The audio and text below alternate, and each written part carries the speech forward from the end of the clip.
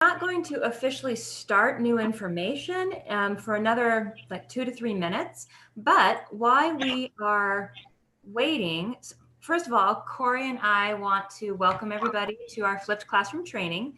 My name is Laurie Sarver, and I am the secondary bilingual literacy coach. I'm Corie Schorer, the K-12 GLAD coach for Kennewick.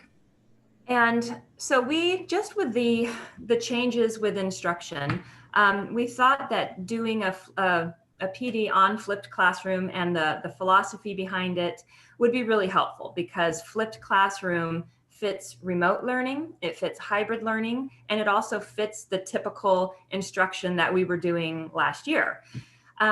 So just to get us thinking, because it's 9 in the morning, if you could, there's a picture you see on the shared screen, and it's this intricate highway system. Sorry.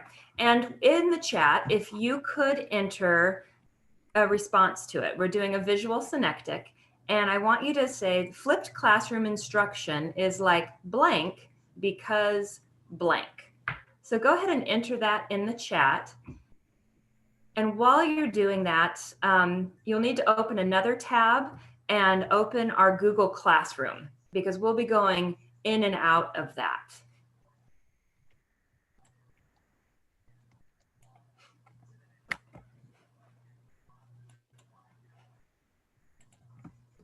And I just put the code in the chat just in case you hadn't done that already.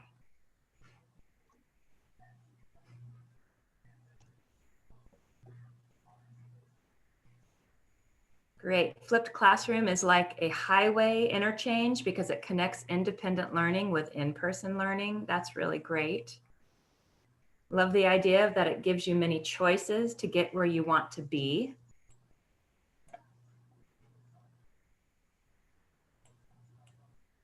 There's so many directions you can go. Absolutely. Great. It seems like a lot of you are really embracing the idea that there's so many options and choices, which is perfect for our students.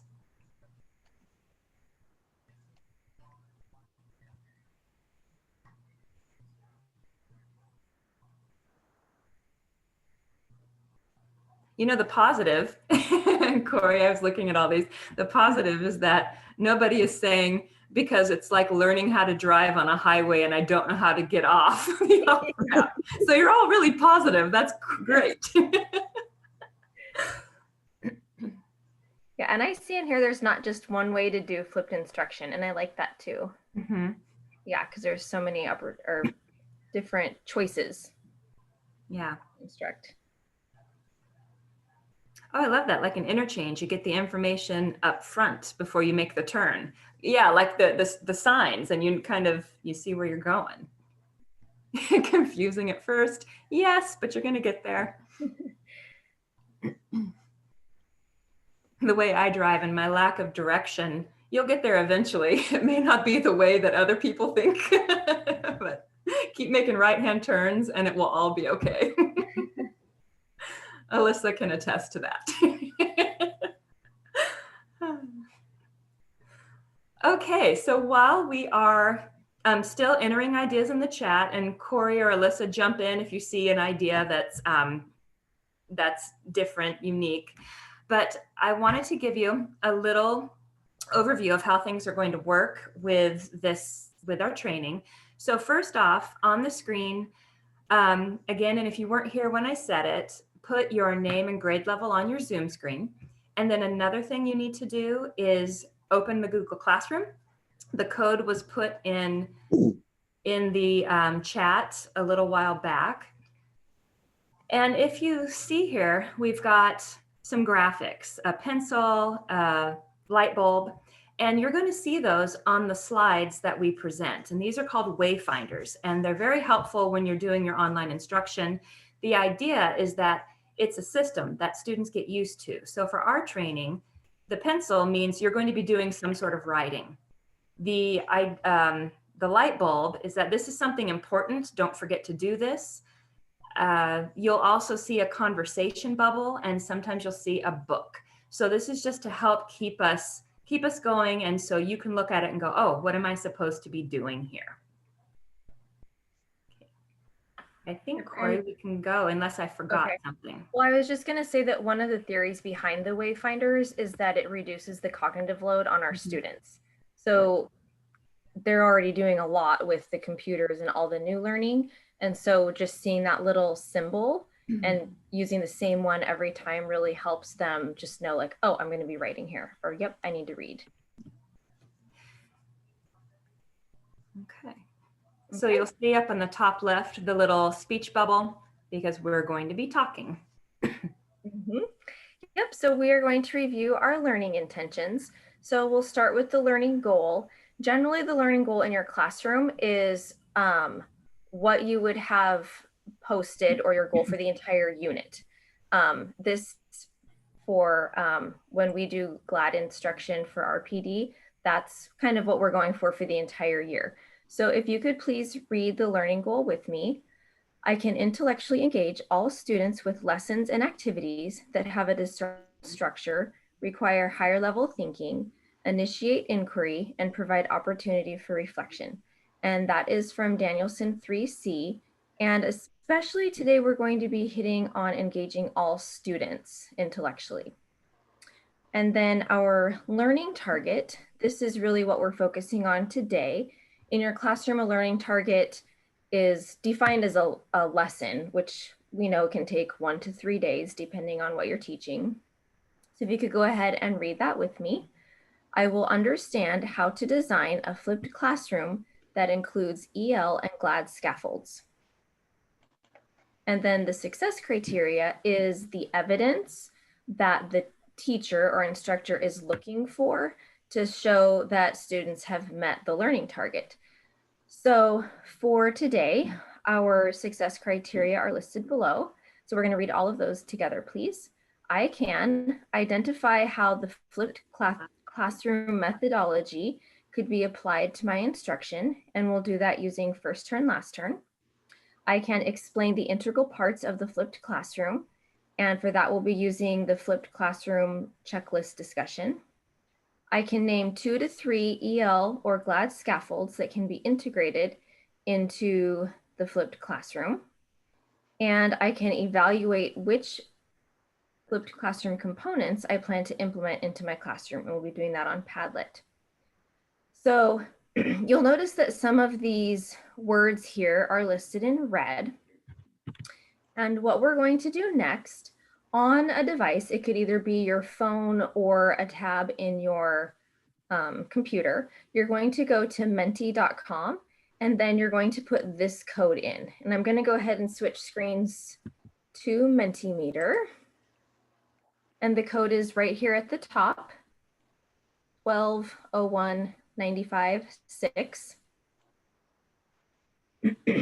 And then once you're there, our question for you is which of the keywords, which were bolded in red, and we've listed them down here, in the learning intentions are you most interested in learning about? And so you'll just choose your selection, and then we'll see here what most people are interested in today. And we're modeling this just as one more way to go ahead and process the learning intentions if you're doing that with your students, and then also just showing like a new technology if you haven't used mentimeter.com. One thing that I like about Mentimeter in terms of working with language learners is that if you do something like this bar graph, you can add pictures. So if your students don't have, if they're still emerging learners, they could look at the picture and decide which thing they want to click. And there are a lot of options for different sorts of things to make a discussion or a topic, well, not a huge discussion, but get student response, and it's very visual. And it looks like most of us are interested in the integral parts of the flipped classroom that they want to implement, and then also just finding out what those components are. And then also the flipped classroom methodology. And that's actually really good because Corie and I, we were talking about how are we going to incorporate EL and GLAD into this. And as we present, we'll be highlighting EL strategies and GLAD strategies that we're using, but our focus really is flipped classroom with the component of making it user-friendly, so to speak, for your language learners or other students.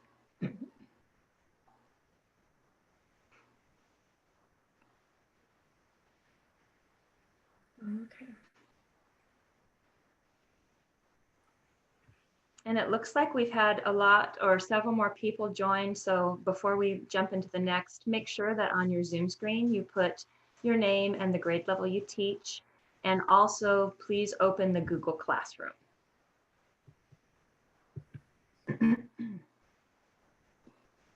Okay, so let's start thinking a little bit about the flipped classroom.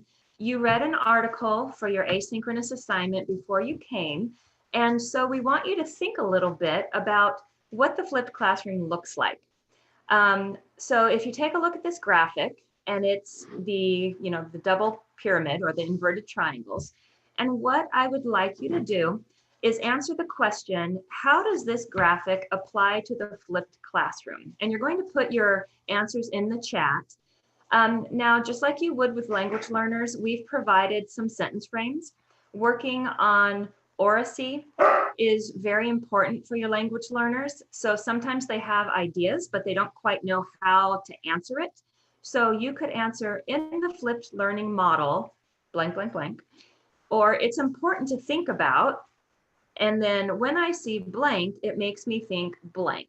So try using these sentence frames as you're putting your ideas in the chat. How does this graphic connect to the flipped classroom?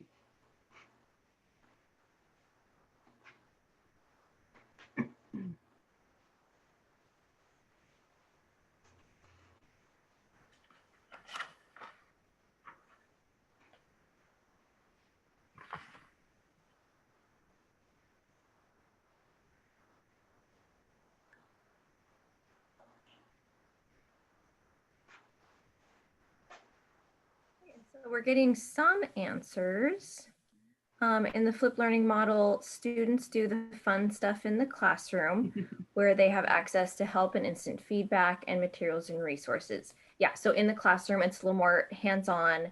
And like you said, they're getting feedback right then with the teacher. In the flipped learning model, students do lower level learning independently, then they are supported by teachers while they do higher level thinking and activities. I see that it says you're moving your direct instruction, like perhaps lecture or where you're just presenting content, you're moving that to the asynchronous, possibly video.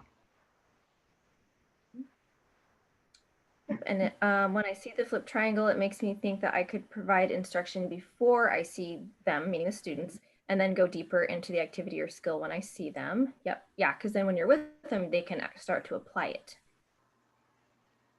And Sharon put, when I see this graphic, it makes me think about what is really the goal of learning, which, if you think about it, is true. We're wanting students to get to that higher level of blooms.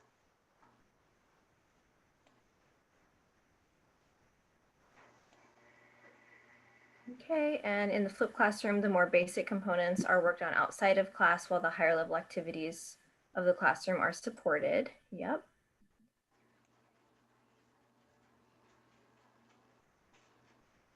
Yep, and in the flipped classroom, the use of blooms is opposite the lower level learning outside the class, and higher level learning is synchronous. Okay, awesome.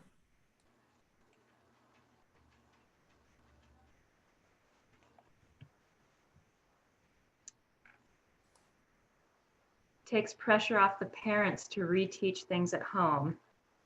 Mm-hmm. I know a lot of times, as a parent myself, the work my son brings home is like in the traditional, it was the application of everything he learned in school. And if he didn't have good notes or things like that, it was a struggle to know exactly what or how he was learning something so I could best support him. So this definitely flips that.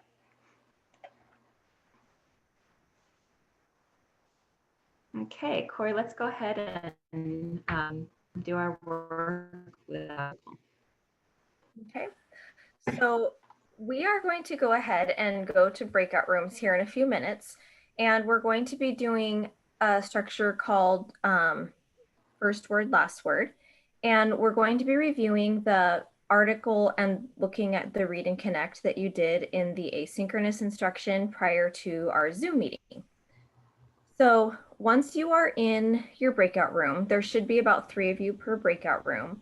And so with your partners, you'll letter off A, B, and C.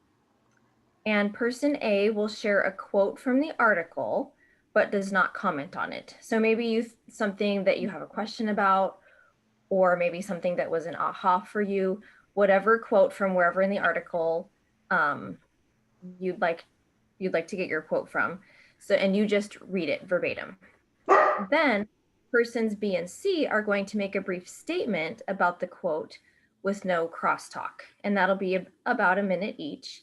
And then once persons B and C have shared their ideas about person A's quote, person A, who named the item and read the quote, will briefly share their thinking about the quote and maybe explain why they chose it, or maybe respond to their partners. So this person A has the first word, which was sharing the quote, and the last word, which was finally commenting on it. So when you go to your breakout rooms, make sure that you open the article and open your read and connect.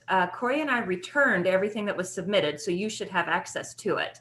That would be a helpful way to go through and find what you had thought about the article. And then on the next slide.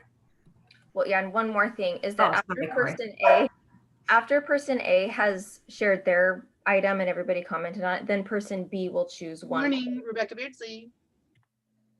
Then person B will share their quote, and then persons A and C will share their ideas.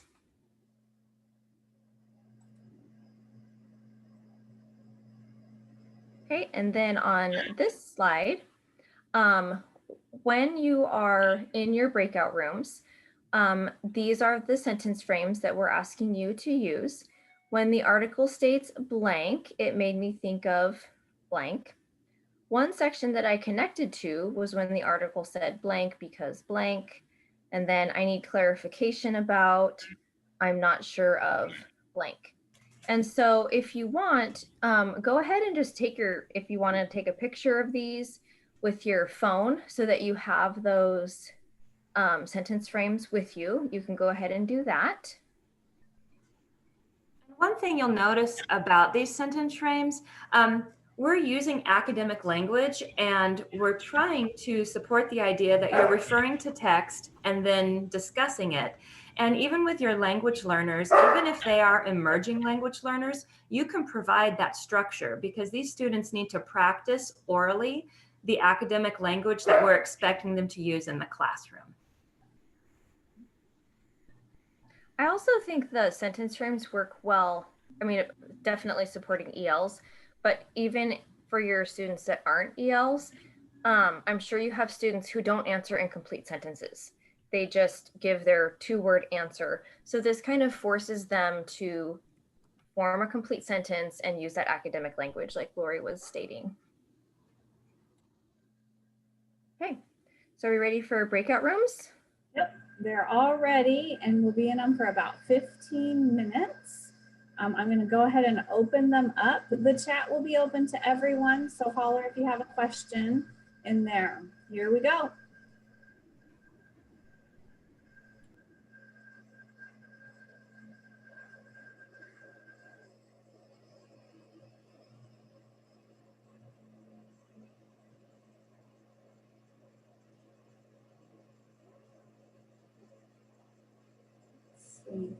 I think I left a couple people out. Crystal, I left you out. Do you want to go into a room? Sure. Okay. I was trying to do Good morning. Good job. Laurie, I didn't assign you either. Do you want to go into a group? No, thanks. I'm in the middle of doing other things too, but I kind of wanted to listen in, and I missed the very beginning of it. Alyssa, you might want to connect with Matt when this is over. He has, a board presentation tonight. And I think Tracy wants some more concrete examples of a flipped classroom to share in his presentation. So maybe I sent him this link, but he's talking to Liz and Brent right now, so I don't think that he can get in on this. But maybe connect with him when this is over to help with a slide or two. Yesterday, so feel free to plug away and see. Just a second. Laurie or Corie, can I put one of you in 9 to help out for a second? Yeah, sure. Okay. I'm going to put you, Laurie. Okay. Here you go. Okay.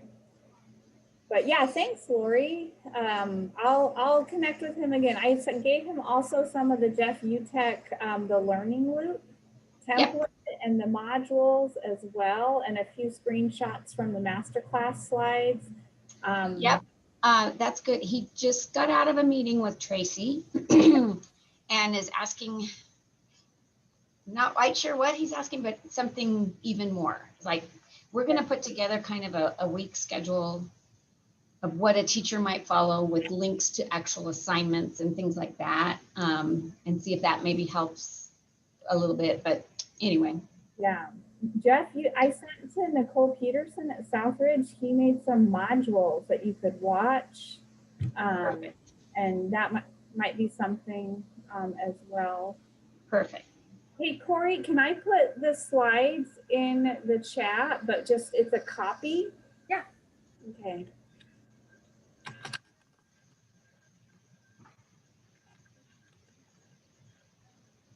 I learned a trick on Monday. You know how you've gone to presentations and it'll say like, click here to get a copy? We were like, how do you do that? Well, you just, where the ending says edit or sharing, you take it all off and just write copy.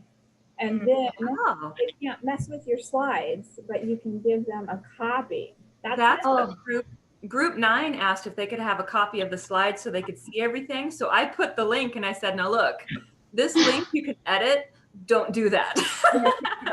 Yeah, change where it says edit to copy, or sometimes if it's a PowerPoint, you can change where it says edit to present. Yeah.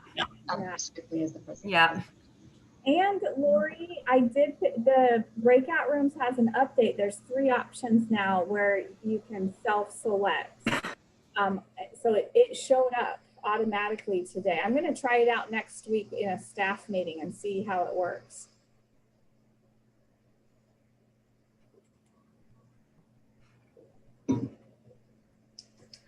Corie, I think the pacing and the extra time is super helpful. Yeah, I think so too. Okay, it looks like we have about 10 minutes. I'm not getting any SOS calls from anyone. Okay.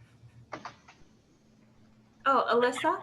Yeah. I don't know if Matt looked at the PowerPoint today, but Corie and I added an extra slide, and it's actually slide number 13. And we incorporated that graphic that Sarah had sent about the learning loop. And that might be something that would be helpful for Matt. I'll show him. If he only looked yesterday, he wouldn't have seen that. Okay. Awesome, thank you.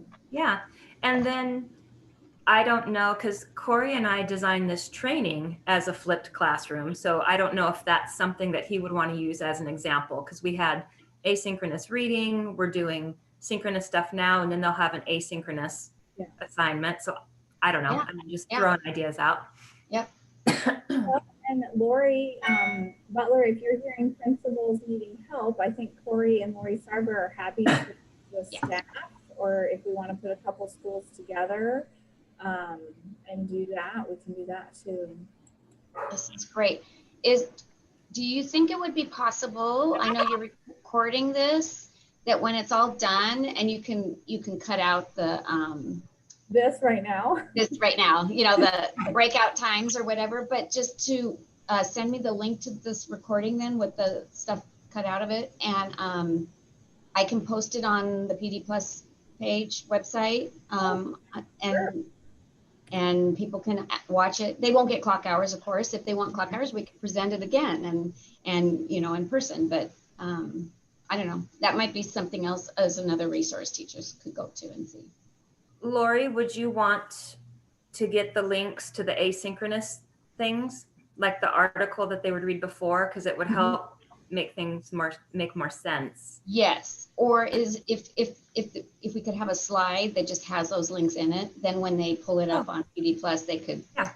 We could just say read these ahead of time or whatever, and then. Okay, that's a good idea. Good. Perfect. I will be right back. My dogs are killing me this morning. They were great yesterday, and today they're psychotic.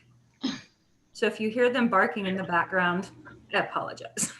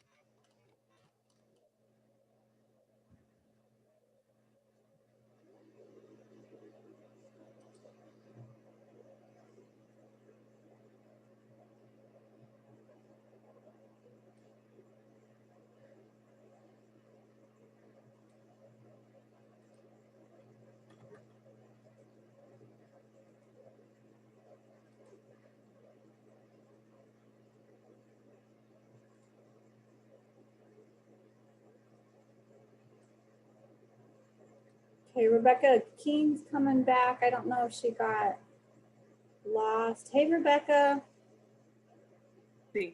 Can you hear me? I can hear you, Rebecca. Did you? Okay. For some reason, my breakout room couldn't hear me. But I wasn't muted, so I don't know. I'm having weird issues. Like IT was in my room. Our Vivies aren't working very well at Amistad, so they're trying to fix it, and I don't know if that messed with it. But Shoot. Well, I can hear you great. well, good. Do you remember what group you were in? I don't, but it's the same one as Crystal Ramos and Okay. Oh, 9. That was group 9. Okay, I'm gonna zoom you back over. We still have about 6 minutes. Okay, thank you. Yep, good to see you. Yeah.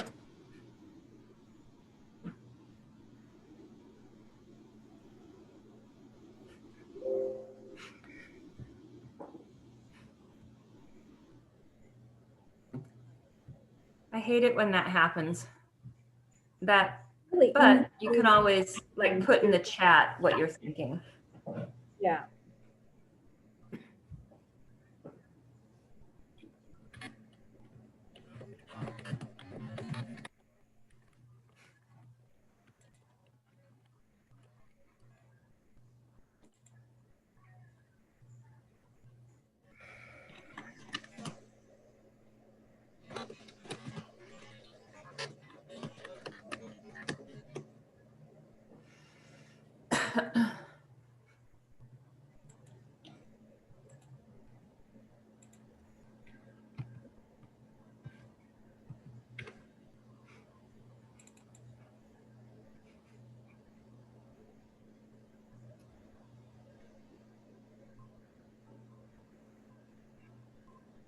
Hey, Alyssa, is Andrew Daves in the weight room? No, he's in room 2. Okay. I was just looking at my emails and that must have been an old one. I'm glad you said something though, because I was looking at the chat and there Yeah. was a waiting room at the beginning. And then Kat Stearns. Yeah, she must be in because that was back at close to 9. Yeah. Okay, so when they come back, I'll close these breakout rooms and then reshuffle so it's groups of, is it 4 for the next ones? Yeah, is that the, yep, it's groups of 4. Okay. Matt, you get to see us in breakout rooms. It's great. Laurie, I think some people are already in the inquiry chart. I know. I think we need to put in the chat, knock it off. Don't work ahead. Achievers. Well, is that the, when we get them all back, because we've got just a couple minutes, Yeah. you can just tell them, don't work ahead. Don't be that kid. In the chat. Yeah, I just got a note like on email and it shows what people are doing. I'm like, Becky Beardsley, knock it off. Just so you guys know, this is all getting recorded. We'll have to edit this part out. I haven't figured that out yet, but I'm willing to figure it out.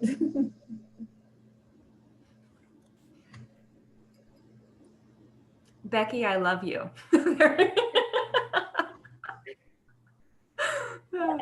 They're just interested. They're interested. They're controlling their own learning. Here we go. Do we just have a couple minutes left, Alyssa? Yeah, I think we're down to about 4. Where did they go? 2 minutes. Okay. Wow, Corie, we're like on time. Yeah. This is kind of scary. Well, that's good to know. Yeah. For the next one, Mm-hmm. whenever that may be.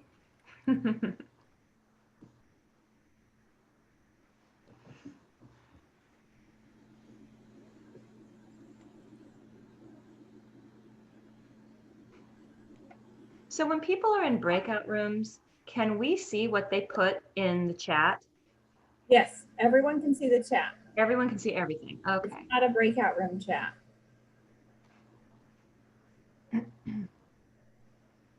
I think that's interesting because when I was doing Reimagine 3.0 a couple weeks ago, we were putting stuff in the chat, but we could only see our groups. Really? Yeah. Because that's how, they gave us an activity to do, like you had to put 2 things in the chat, and then whoever was the last person was supposed to share first. But we only saw our group information. But maybe that's a setting or something. Yeah. That happens with me too. So I'm never sure. Okay, they've got 1 minute and then they get their minute warning. So 2 minutes. Okay. Great.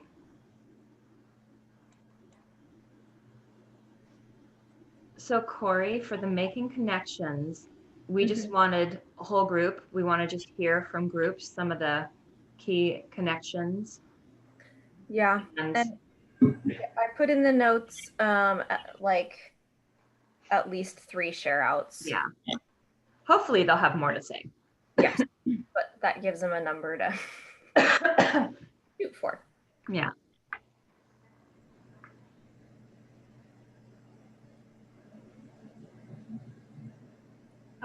Let's see. And they need to be ready to share when I come back. Mm-hmm. Yeah. Oh, can you put that message out? The all-powerful controller of breakout rooms. Kind of like Oz, Alyssa.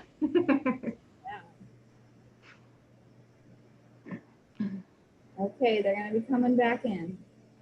Okay.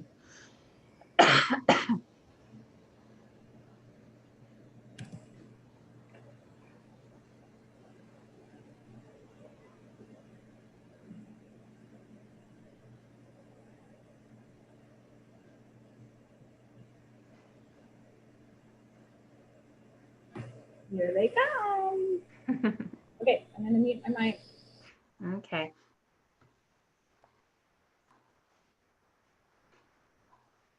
Welcome back.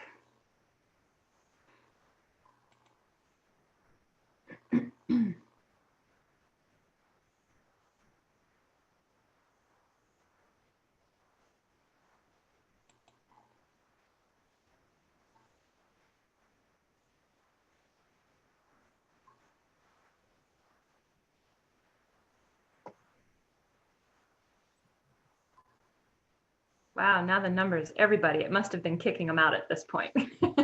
Yeah.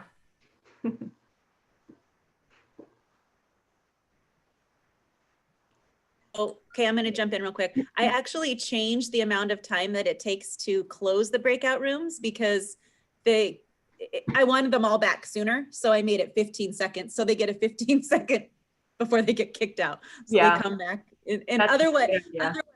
some who come back at the beginning of the minute and some who wait till the end. And then, yeah. Mhm. That's a good idea. One time I was doing breakout rooms and I thought I was changing that setting, but I was actually changing the length of time of the breakout rooms. I sent people and they were back in 10 seconds. I'm going, what are you doing?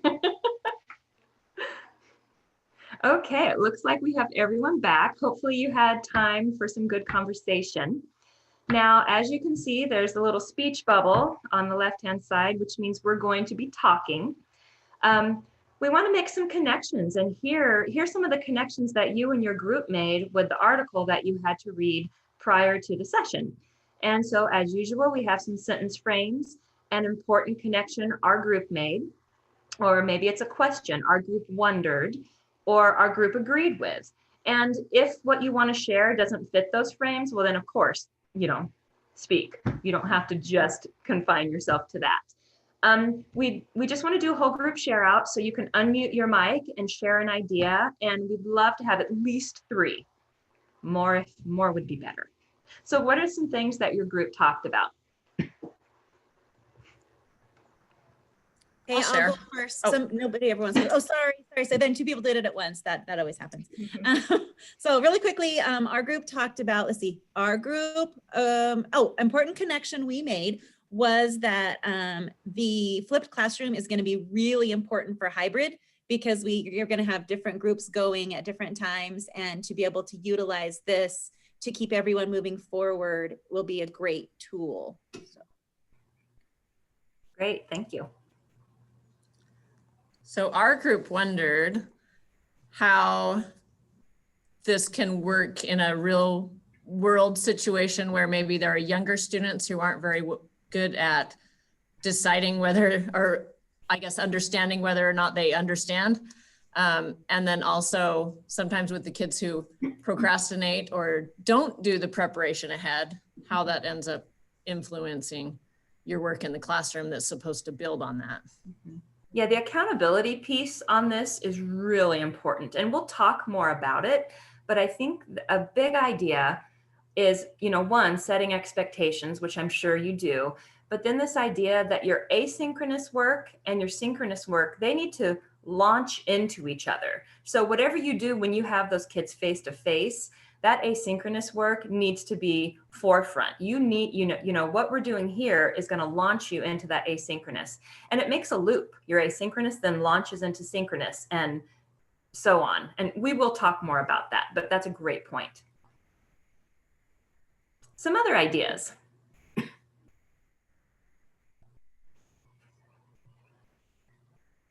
And we can wait you out because we're classroom teachers also, and we know that awkward silence. Hey, can I say something? Absolutely.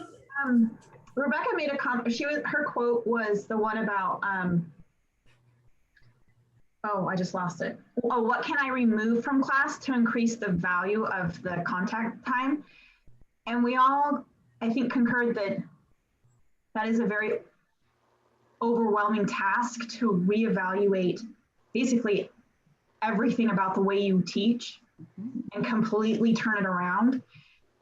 And knowing what you can take out for your contact time, put that into the asynchronous so that your synchronous time is valuable based on every single individual need of your students. Because they're going to come up with a list of the things they didn't understand or the things that they have new misconceptions with. I hope I'm saying that right. Yeah, we'll look at we do have a planning framework later on in the training that we're going to look at that I think helps organize some of your ideas and activities into what would best fit as a synchronous activity and what would best fit as asynchronous. And I also think that we probably face, in a way, that same problem when we're face to face every day. You know, like our students, even if we do instruct them face to face and they come back, we still have students who have a range of understanding, and we kind of have to meet them where they're at. So using that framework and using your backward planning from the standards, it's important to think about, okay, where will my students probably have misunderstandings, and what will I need to address when I'm with them? Hope that makes sense. And then also, Corie, that's a great point. Also, the idea that you're going to have students who aren't struggling. So what extensions are you going to provide? Because you don't want them just sitting around, waiting. Yeah, it is definitely a new way of thinking about teaching, though. So that was a really great point too, Kat. Okay, we have time for one more. What's one more great thing that you've got out there? Our group wondered about, so the quote that I think all three of us happened to highlight was, we immediately realized that not all students learn best from video, that whole idea. And we all thought, yeah, no, obviously, right? Everyone learns differently. Our question was like, what does the alternative look like? How do we produce, especially now where we only have our kids for like 2 days at the best? What does that look like? Because if we then send a project home, it's like, that's supposed to be the cool thing that we're doing in class with them, right? And then with elementary school kids, like, how do we train them for the independence to do something like a project on their own at home, rather than just watching like Jack Hartman videos or something? Right. And we'll talk more about that as well. I think one good point that you made is not everyone learns from video. Well, just like Corie and I did, we didn't use video in our asynchronous. So you don't limit yourself to that. There can be other things that you do. And then the idea of the cool project, the culminating thing, the goal with Flipped is that you're doing that core instruction, supporting kids, answering their questions when they're with you, so that when if they're needing to work on it more at home, they can.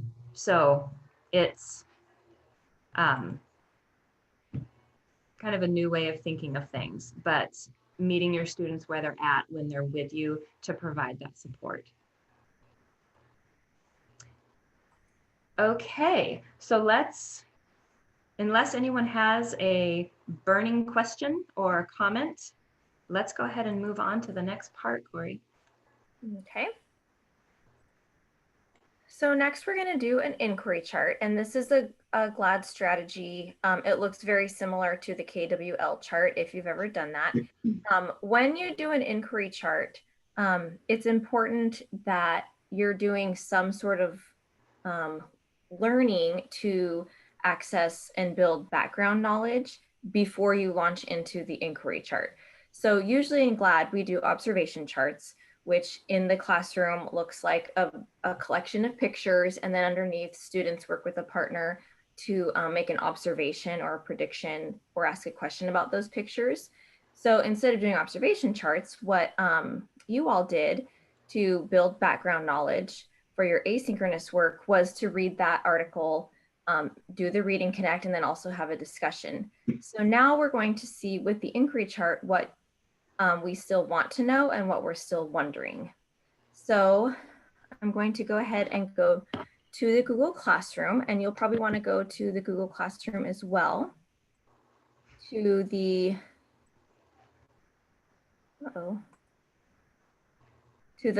inquiry chart. And in the inquiry chart, you'll see a T chart, and on the left-hand side, it's going to ask, or you're going to make a statement individually about what you think you already know about the flipped classroom. I apologize, the Google Classroom is all set up before we started.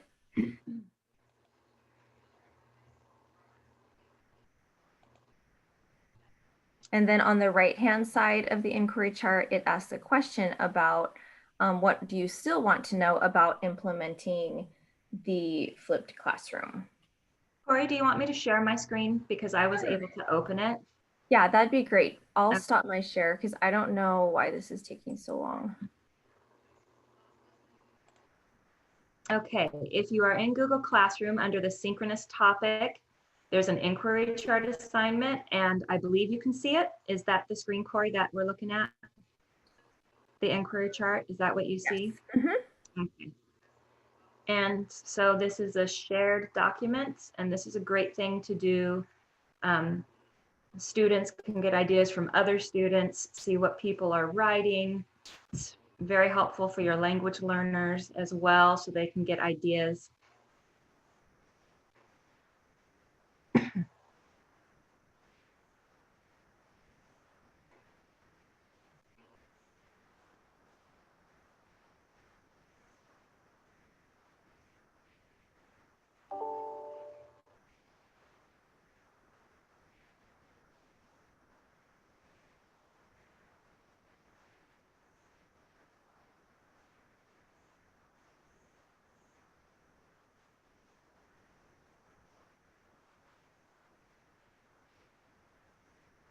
So one thing I'm noticing about what you think you already know about the implementing the flipped classroom model is that I think most of you, if not all of you, have already started on this model because we were basically forced into it with remote learning. You were sending out videos, but some of your observations are that maybe you could explore some different activities for students to do, not just videos. I'm seeing comments about choice charts or choice boards.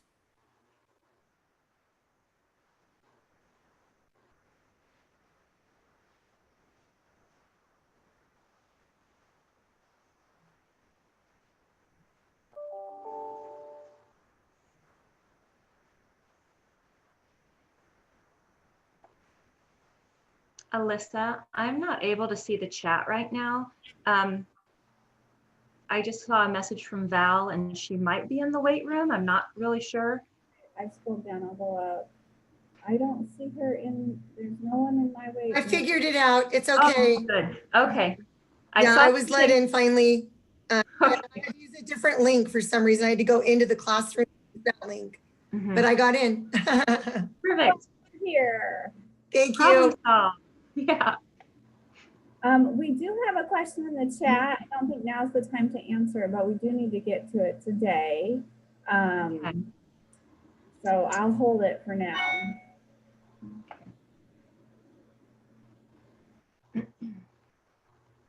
See a lot of good, what I'd like to know about, could we have models of ELA or different levels? And we haven't created like specific classroom models, Corie and I haven't, but we can definitely work on things like that or find resources of lessons that have already been created. So that's, we're not going to have that to show you in this training, but we could definitely look into it and send it out to people who participated in the training.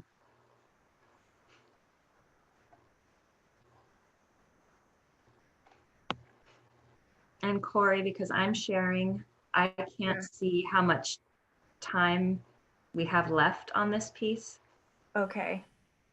We're just about one more minute. Okay. So some questions are about pacing, expectations, setup, follow-up, and meeting standards. I also saw somewhere that, like especially in the hybrid model, since we're only seeing students twice a week for real instruction, I think we do have to maybe change our thinking a little bit and understand that our asynchronous time, we need to consider real instruction as well. Like it's not just filler, because if we consider it filler time and, oh, just do these fun things, then we're losing 3 days of instruction a week. And so we really have to embrace the fact and make creative and engaging lessons, or even if we're not creating them, finding something that really truly is valuable to your students, maybe working with your PLC, or there are great resources out there like with Edpuzzle, finding and utilizing important YouTube videos that are appropriate for your students, because we don't want to lose those 3 days. I also see some questions about accountability, which I think if as teachers we are understanding that the asynchronous time is just as valuable as the synchronous, and communicate that to our students through our actions, then that may help increase the accountability. Oh, and Laura just said in the chat, she's heard it called curating resources instead of creating the resources ourselves. Yes, and that's an excellent point. Right.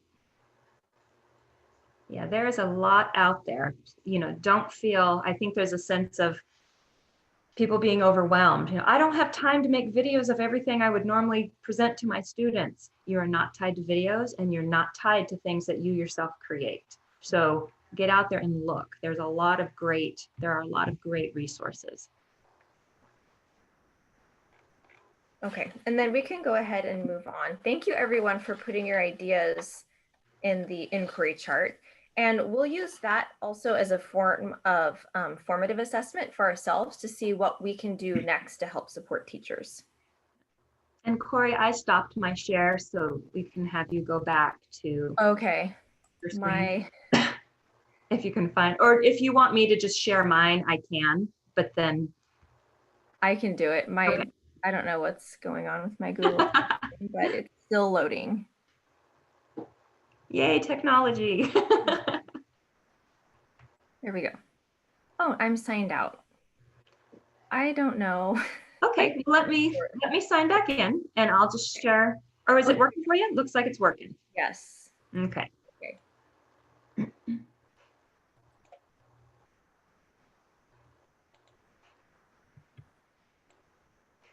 Okay. All right, so this next activity is, I think, going to help with a lot of the things that you were mentioning on the inquiry chart and some of the questions that you were asking when we discussed the article. This is called Exploring the Flipped Classroom Checklist. Now, when I was learning about flipped classroom, doing my own research, I'm the type of person that I have to find kind of a systematic way for it to make sense to me. And because this was new instruction to me, a new instruction type, I came up with a flipped classroom checklist. And so that's what you see right now on the right-hand side of the screen.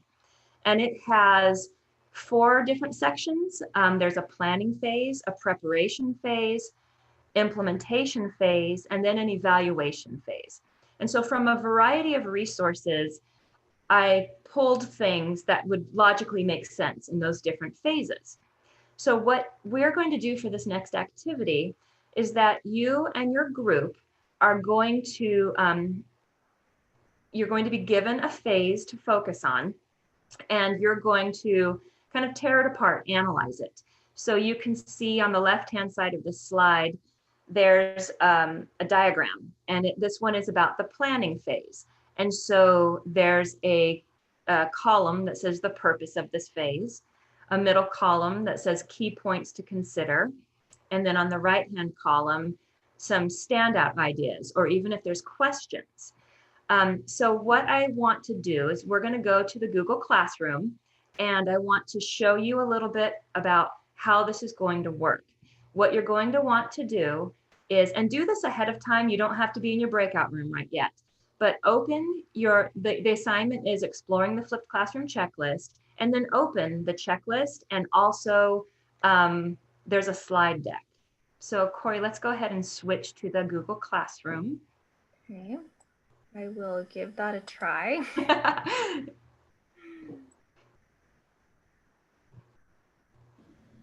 It looks like people are getting into both. If you're having trouble with Google Classroom, you need the link, just put it in the chat and I can put it there too. Okay, so when you go to classwork, we are in synchronous work, that topic, and the assignment is Exploring the Flipped Classroom Checklist. So go ahead and open that. And let's open Corie the slides. Okay. And then everyone else, you'll have your checklist open. So what you're going to do is, let's look at slide number 1. If your breakout room is number 1, then you are going to go to the slide that's in the left-hand corner, not the number of the slide, but on the slide itself, the left-hand corner. If your breakout room 1, you're going to go to the slide that has a number 1 in the corner. And that tells you that your topic is the planning phase. It's baby blue. And if you notice on the classroom checklist, the flipped classroom checklist, the planning phase is also filled in with that baby blue. If you are group number 2, your breakout room is number 2, then you would go to the slide that has a number 2. And then look at the preparation phase. Now, on these slides, we have given sentence frames, but please just use them as topic starters. You can click on the Post-it note and the frame and move them out of the way. Our intention is not for you to try to type your answer into the frame, but use the empty column there to put your ideas, okay? So please don't feel confined and try to type into those frames, because it just gets really clunky. All right, so before we send you to breakout rooms, are there any questions about what we're wanting you to do? And go ahead and unmute and ask so we don't miss any questions in the chat.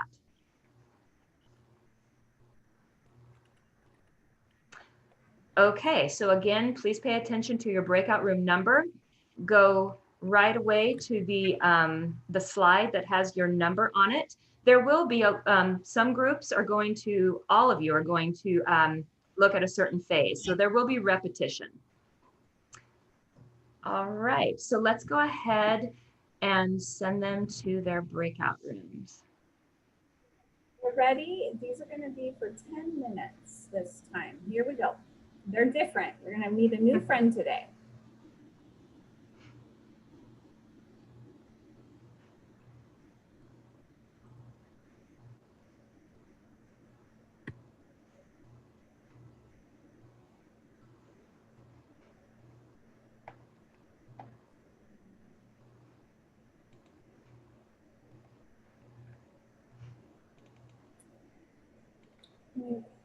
Nina, I need to put you in one. Here you go. Let's see. It bounced back. Here we go, Nina. Sorry about that. Thank you. Yep, have fun. Okay, and Andrew. Is Andrew there?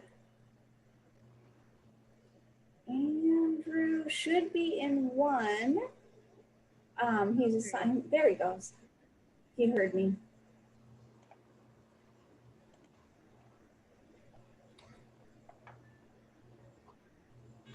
So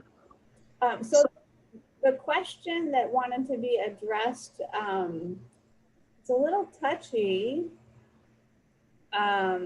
It's depends on what takes place at home. How can we help the parents help their kids work at home?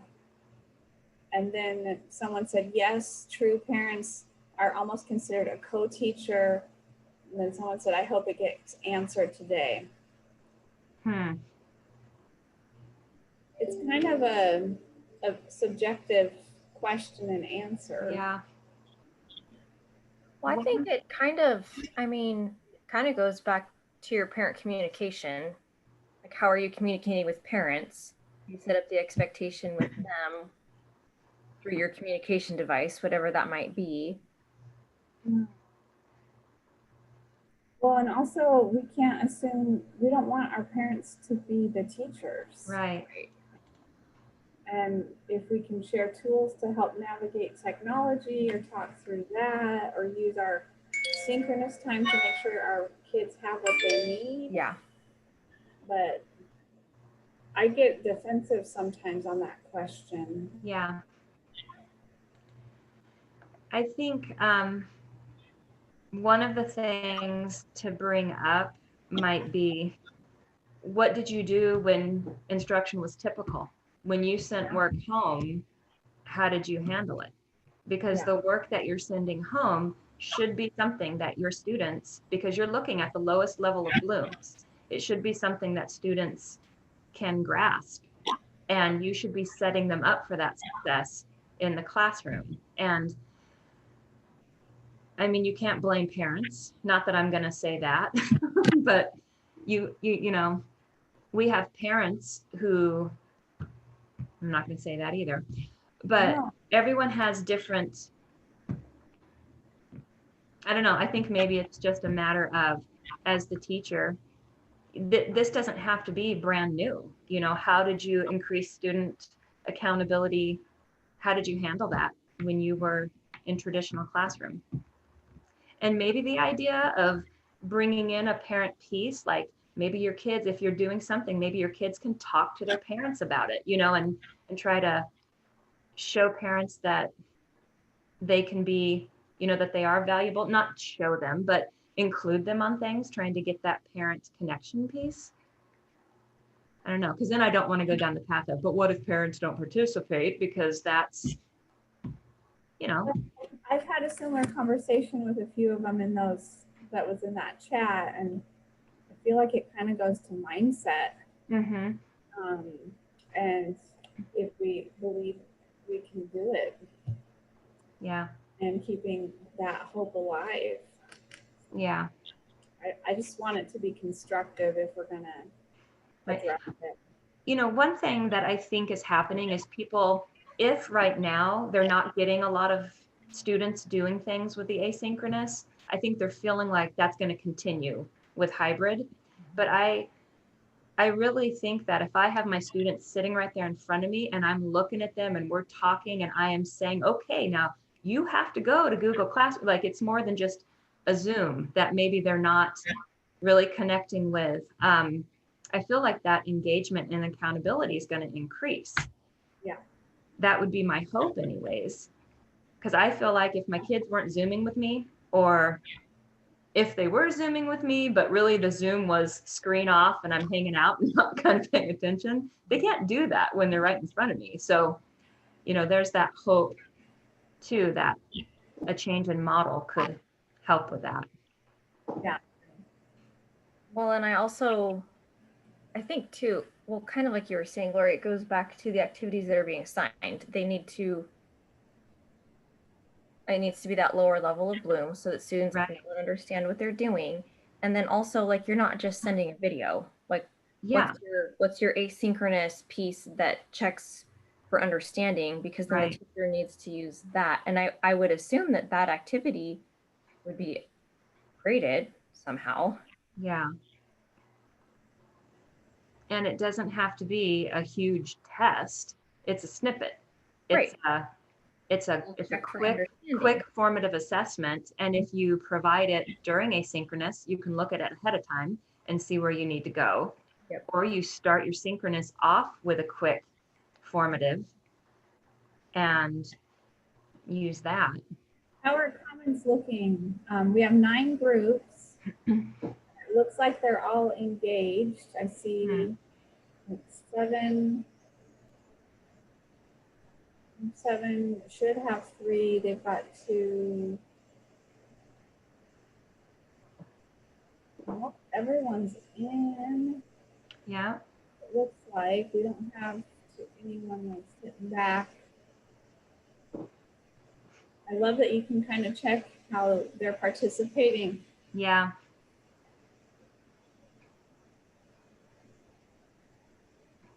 So I think that if people did more shared documents, it's working on things. Accountability. Say that again. It's great accountability. Yeah. I like it a lot too. Because then if you see that nothing's happening, you can jump in that room and go, hey guys, or if they were doing this at home and they were building on this shared document, you could leave comments. Yeah. So Laurie, when are the breakout rooms ending, Alyssa? They're supposed to end at, oh yeah, what's the new time? We've got 2.5 minutes.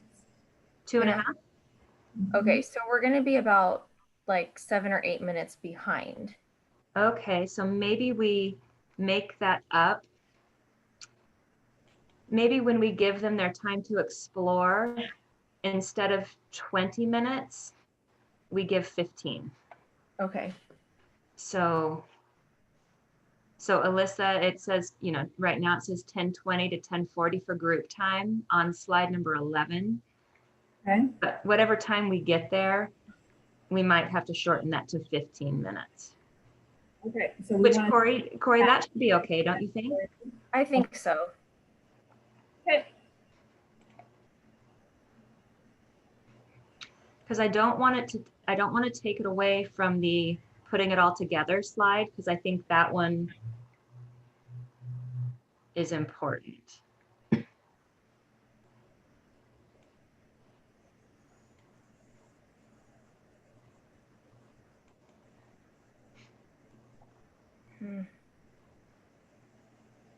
I do think, Laurie, it would be great to put together some examples of here's what a lesson looks like, because like this group here, I'm still showing my screen, right? Yeah. Yeah. Like we have questions, many questions about how to manage the different groups and the scheduling of asynchronous activities, which I think showing them the framework will help, but yeah.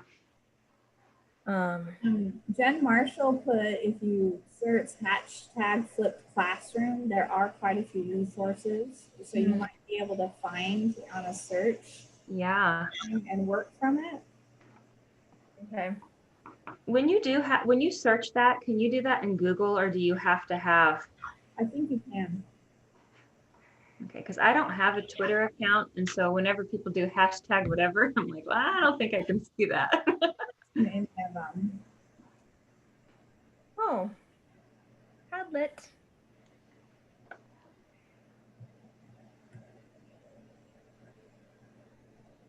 Interesting. Are you updating your stuff, Corie? Are you, like, when you said Padlet, what were you? Oh, because a little pop-up came on. Okay, they're coming back in. I shortened the Zoom time to 30 seconds. So they're going to perfect. Here we go. Okay, so Corie, why don't we switch back to the slideshow and we can go to the experts. So slide 10 maybe? Oh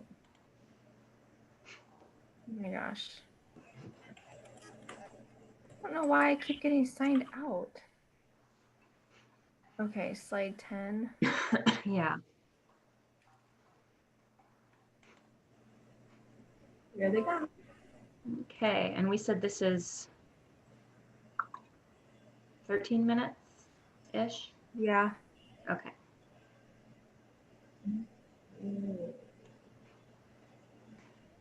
Okay, looks like we have everyone back.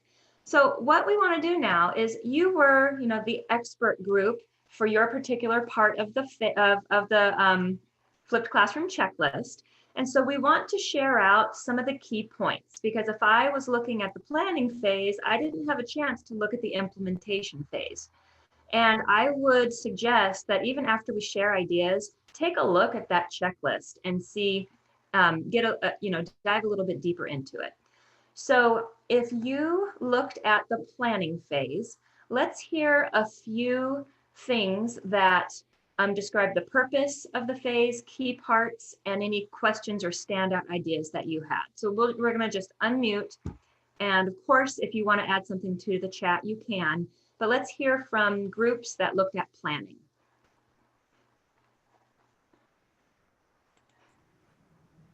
Our group said that it's the planning is what learning outcomes you want to achieve and how you're going to get there, depending on a lot of different factors. But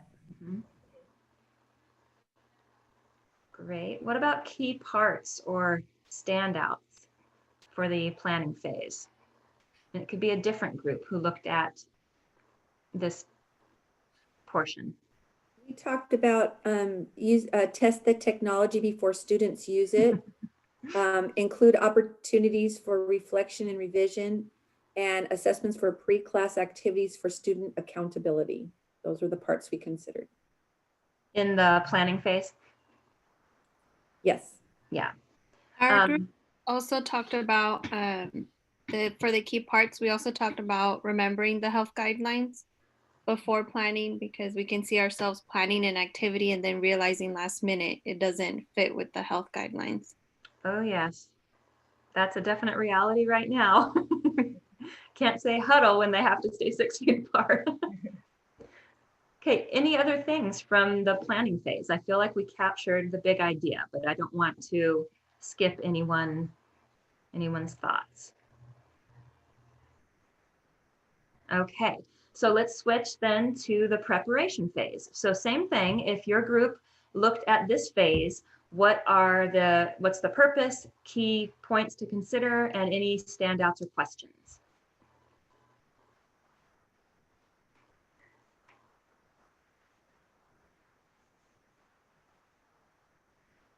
And we know you did this because we saw your slides. Something that was brought up was how much technology is too much technology, and when do we start looking at how students are producing work rather than, okay, there's the production, but I want you to do these many different tasks about, through a video, through this, and it kind of depletes the task at hand. And are we assessing the task, or are we assessing how they do it through that lens of technology? Right. That's a really important thing. And especially when we switch to hybrid and we're going to see kids, remember that technology is not the only way to deliver or have kids demonstrate knowledge. So yes, technology is a crucial piece, but you can also have students create I don't want to say normal, but traditional things and give that to you somehow. So I think that's a really good point, Crystal. Some other people who looked at the preparation phase.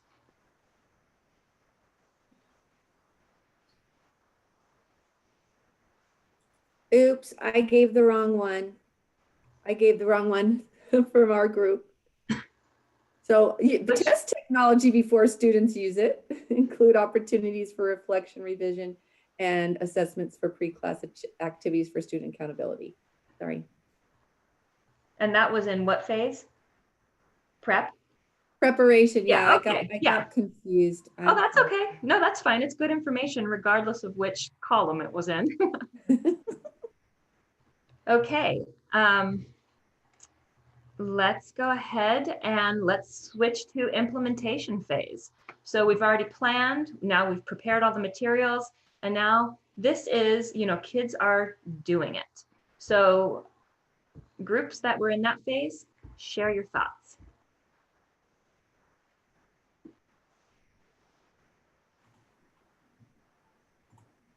Oh, I'll go.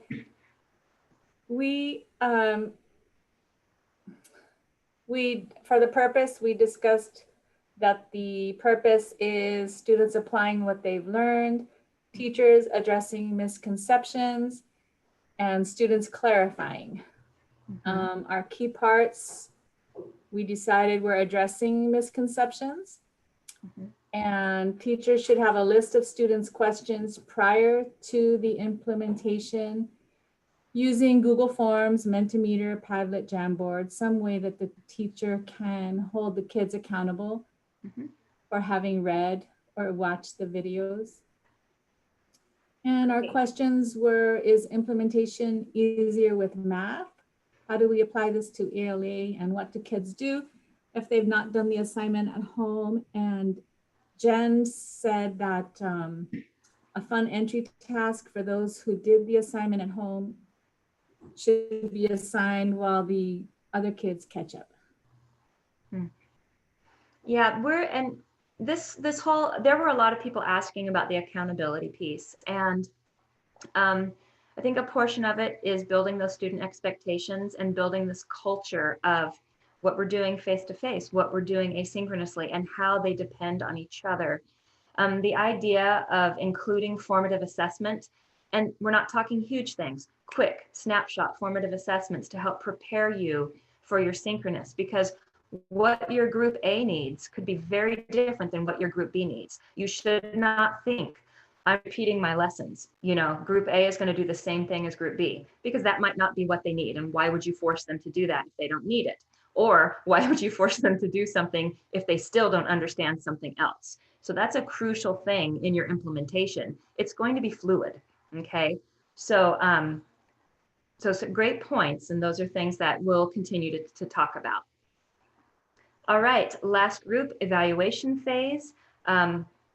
What is this all about?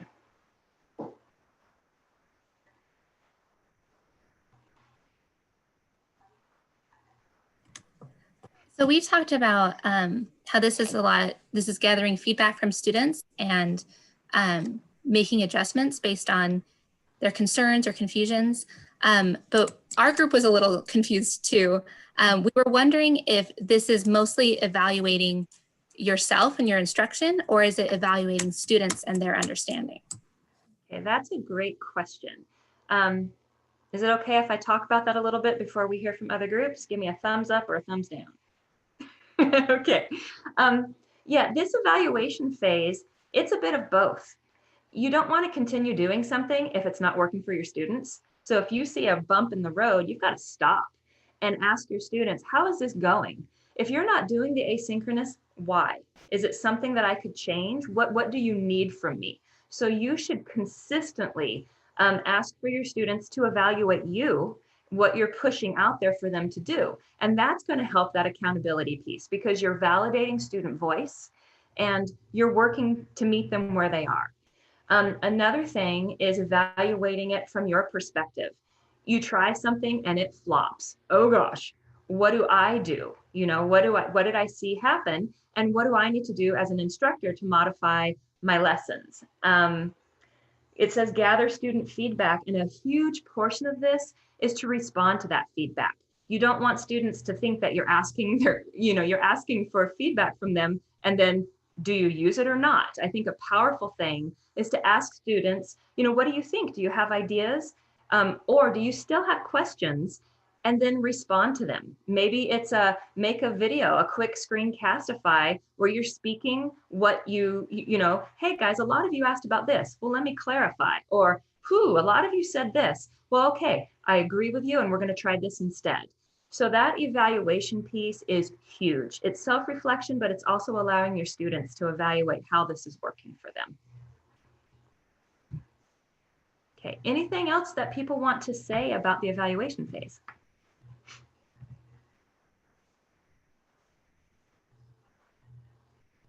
All right, so Corie, let's go ahead and go to the next piece. And I feel like this next activity you're going to do will really help you kind of key in on interests and select things that are going to help answer the questions that you've been having. So this next activity is called Time to Explore. And so one thing that's important when we are teaching in this model is to give students choice and allow them to adjust their own pace. And so that's kind of what we're doing with you today. So you will get a choice here and you will go back into breakout rooms. And in Google Classroom, which we'll take a look at in a minute, the assignment is called Time to Explore. And in that assignment, you'll find a choice board. And there will also be a link to Padlet on that choice board. So in your breakout rooms, as a group, you'll decide which topic of interest on the choice board your group would like to explore. And there are some links to different materials. They might be short videos, articles, charts, or diagrams. And you'll look at those. And then in Padlet, you will put some comments in Padlet. And I'll show you Padlet here in a minute. When you are, for example, when your group comes up with an idea to share on Padlet, make sure you put your group number, which would be your breakout room number, in the comments so that we know who is commenting. If you have a Padlet account, it does record your name, but if you are new to Padlet, it'll just say anonymous. So we do want to know who is sharing. So I'm going to go ahead and go into Google Classroom. And so we're looking here at Time to Explore in the synchronous work.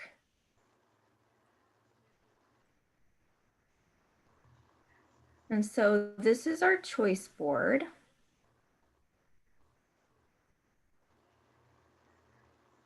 And so the first topic here is the unit planning framework. And this framework was designed with the flipped classroom in mind. It will help the teacher identify which activities should be synchronous and asynchronous. These are the two links that your group will explore. And then the link to Padlet, which I'll show in a moment. There's also a scaffolding collection. These are some different resources that your group can explore that gives ideas that you can implement to support academic language acquisition. Link to Padlet. And then also we have the, on the choice board is choice boards for you to explore. And there's a video and then also a couple different links here showing choice boards or discussing those. If you do go to this one, you're going to start, this video was like an hour-long presentation. So you're going to want to start at 21:08 specifically for the choice board part. And then I'll go ahead and take you, actually, I'm going to go from here to the Padlet. So once your group has chosen a topic, explored those links, had a little discussion about it, then there are 2 questions for each topic. So for example, if your group decided to explore the unit planning framework, you would answer these 2 questions as a group. And then there's 2 for choice boards. And then if you use the tool at the bottom, you can scroll over and answer the questions about the scaffolding collection. So just to review, in your breakout rooms, you'll decide on a topic and then explore that topic with your group and then answer the questions about your topic in Padlet. And make sure that you put group number 2 or whatever group you're in when in your answer for the Padlet. So are there any questions before we get started?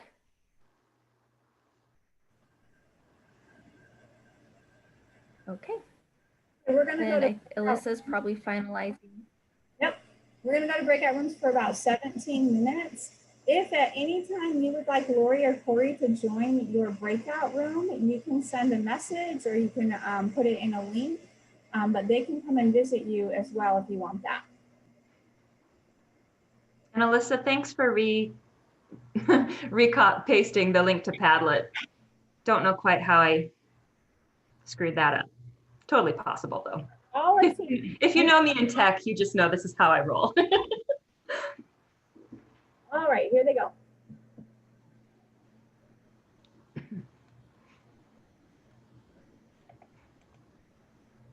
Okay, Sean, let's see. Sean, do you have a room assigned?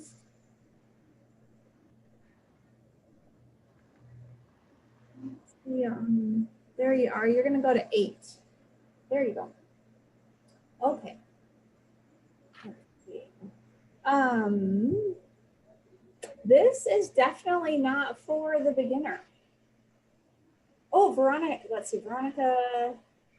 Yeah. I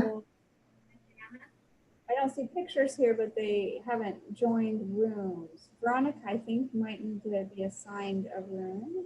So I'll do that. Here you go, Veronica. Sorry about that. Thank you. Yep. Yeah, this one's a little more advanced. You got to be familiar with some of the platforms. Mm-hmm. Awesome. For breakout rooms? Just being able to navigate between multiple Google Docs at the same time. And then now we're going to add in Padlet.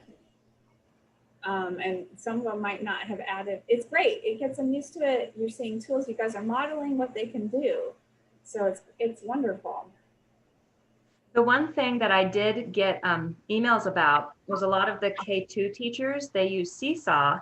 Yeah. And so they, not all of them, but some of them were like, yikes, I'm in Google Classroom, but how do I, you know, so that might be, Corie, we might think, you know, look at our participants and see how many are K2 and maybe send them a little, hey, we're using Google Classroom, here's some pointers, because I don't know that I only heard from like 2 people and it wasn't, they weren't huge things. But I don't know, not knowing Seesaw, I don't know how different the platforms are. Okay, next week for our department staff meeting, we're doing a choice activity. You get about Seesaw. There's 9 different things you can learn about Seesaw. You're going to go into a breakout room, watch a video, and so you guys can pick what it is. Good. Sweet. Well, then I won't be able to say I don't know anything about Seesaw anymore. Hold me accountable. Well, yeah, and I think this is probably what you were saying, but I was thinking even like a little quick how-to Google Classroom video to include in our email. Yeah. Oh, people need it. Yes. Yeah. So like for those who aren't familiar with Google Classroom, watch this. I think that's a really good idea. Yeah. I'm gonna write I it. found that with some of my GLAD model teachers too. If they're more familiar with Seesaw, then they have a little more trouble posting things and everything in Google. And there were many people who didn't know how to make comments on that Google Doc. A lot of them. Yeah. So that might be something that we need to do in a video, because a couple of them said, yikes, I thought I made comments, but they didn't show up. And I think it was one of the K2 teachers that said, I'm not really sure how to do this, but they did the read and connect, so it was just fine. But we might want to show that process. Yeah, that UTech uses the protocol of silent social reading. So if you had something you wanted them to read, you could have them, or is that what you did for your asynchronous? They had to. Yeah, they had to read, and but it was independent. It wasn't a group reading the same thing. Hold on real quick. I need to mute. Honey. Oh. Where are your kiddos today, Corie? Well, I'm at my mom's house, so I brought them here. So she's helping them with their school stuff. I never really know how long they can be without mom. So like 2 hours is kind of pushing it. I had to choose out of Jacob's stuff things that he could do independently. And I said, and why don't you just take your shower too? Like, handle that.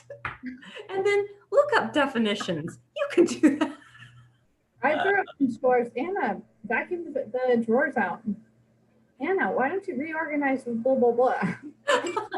She does it. It's great.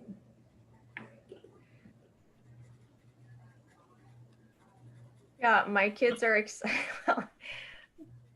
Yeah. Okay. They're excited to have a baby. It was good to see Chelsea. I haven't seen her for so long. Yeah. Did you notice her haircut? Yeah, too. Mm-hmm. She said her mom talked her into it.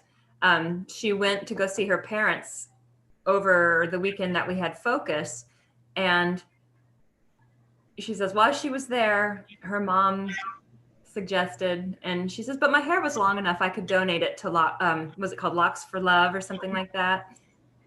Like, that's the only reason she cut it? Say what? Is that the only reason she cut it? Well, I think there was some pressure from mom, but then she knew it was meeting a need, and you know Chelsea.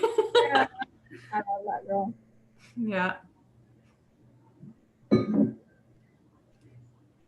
Yeah, I recorded a 45-minute meeting last week, and I was trying to edit out the middle, and I couldn't do it. I gave up. So I'll have to figure it out on this one, so we cut all these out. Yeah. And it might end up being like 4 or 5 separate videos. It might be part 1, part 2, part 3. Yeah. But I can try and figure that out. I don't know how quick I'll be at it, but I would like to up my video editing skills.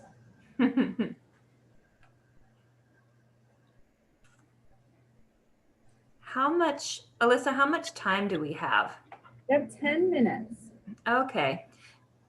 If I put a comment in the chat, does it go to all of them?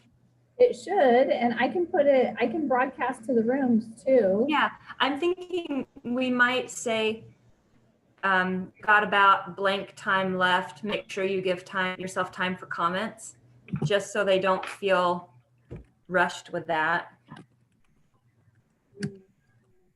Comment on other groups' work? No. Just make your own your comments on your own exploration. Like, give yourself time to make your group comments.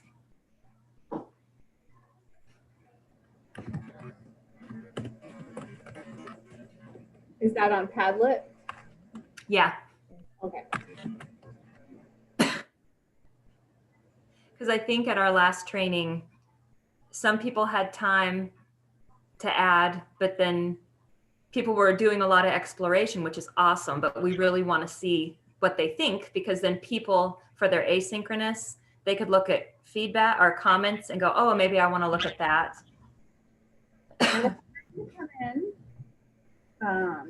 And some of them are labeling their groups. Let's see, and there are eight groups total.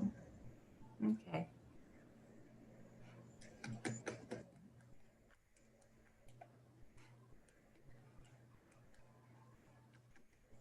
Hey, we have been using Padlet for organizing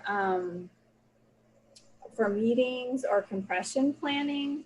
But you do have standards mapping you need to do. Are you going to use Padlet for it? It's a great idea. I'm trying to read between the lines on that, Laurie. No, I think it is. I think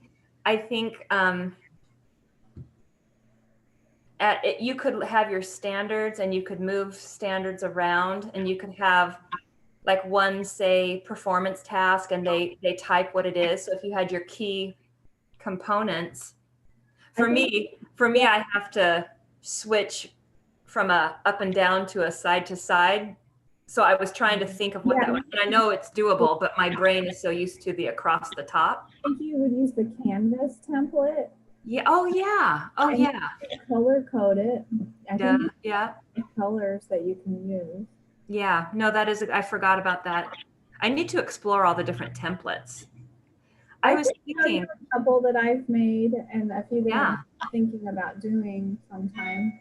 That would be great. And I was wondering, so for my para training, part of it is we're doing characteristics of L's. And I wanted to use Padlet to post like a picture that represents a characteristic and have them comment, kind of like an inquiry chart. But I have 6 different topics. I don't want to do a separate topic like on each Padlet, because that might be confusing going back and forth. Yeah. Can you put more than one picture on your, like, can your Padlets just be wide? Yeah. Okay. Like for a board I'm on, I'm putting like our tasks and agendas, and then I'm just going to slide that agenda over to make the next agenda, but I'm going to have it all on that board. Okay. So all there. So I could show them, here's this one, and then you're going to move over and okay. Yeah, I think I'm going to start using Padlet more and more instead of the big boards in our office. It's a way to do that work. But I love those big boards. I miss my big boards. They're really good for processing. Yeah.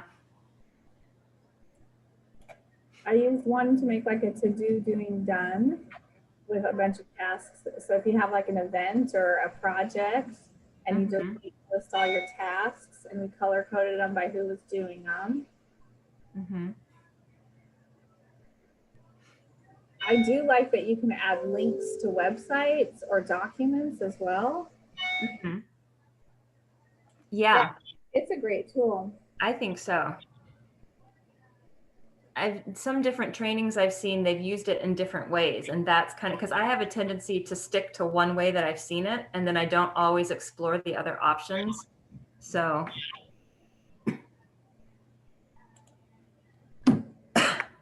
Yeah, I'm kind of at my max. I don't want to add a new toy right now. Yeah. But down the road I will. Like, I'm not into Calendly quite like Sarah is. No. But I see how it can be cool, but I just haven't gotten used to using it yet. Yeah, she helped me do it to set up one-on-ones, but Yeah. then that's all I'm doing right now because I don't like she showed me a way. She's like, "Oh yeah, you can set up your Zooms right through your Google Calendar." And I tried it and I'm like, "No, I can't." But I don't care because I can also just go to Zoom and I'm okay with that. Like, so I have to know We tipping point. Jim and I are thinking of, for our siblings for Christmas, we're gonna arrange like a virtual paint night with, fun. with all of our siblings. And then we'll send them the paint supplies. And then during Christmas break, we'll do that as an activity. And I was getting it all kind of set up, and they used Calendly to set up a meeting with me. Oh wow. So I was on the other end of it, and I was like, oh yeah, I need to use this more. You know what? I think on the choice board, the old Padlet link is on there. Oh, really? I thought I changed that. On the choice board? Oh. You think they're in two choice boards? Uh-huh. Because I keep getting notifications, but the notifications I'm getting aren't, do you know what I mean? Yeah. Here. Doggone it. So what does that link? Yeah, you're right. It is because the new one ends with G86. Gosh. Shoot. Yeah. Well, we can just go when we're looking and see what they wrote. Well, Rebecca, do you remember your room number? I think it was 8. Maybe, Corie, what we need to do right now is change that link on the choice board. We can edit it. Okay. So the link is up on the top when you're on the choice board. Yeah. Yeah, it's just that one. I'm sorry. I thought I had double checked that. That's okay. I forgot to. So copy.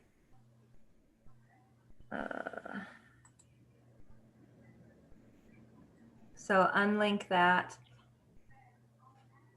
And then like people in this one are from 1, 2, 3,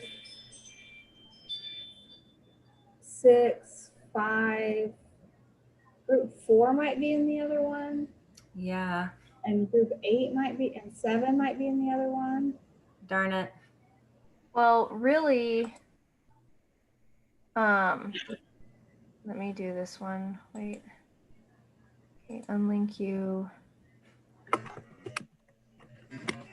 But they'll have the correct Padlet link in for their asynchronous. Yeah, and that's really, I mean, we're gonna have a discussion about these, so yeah. Oops. So we're okay. Shoot. Yeah.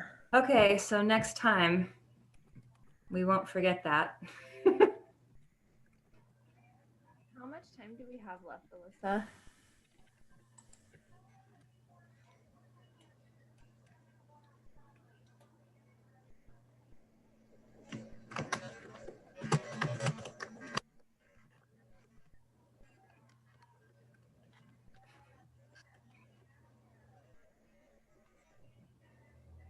Hey, Alyssa, I didn't hear. How much time do we have left? They're getting close. They have 30 seconds till their 30-second warning. Okay. Okay. So Corie, we're good. Yeah, We were going to have them share at 40. So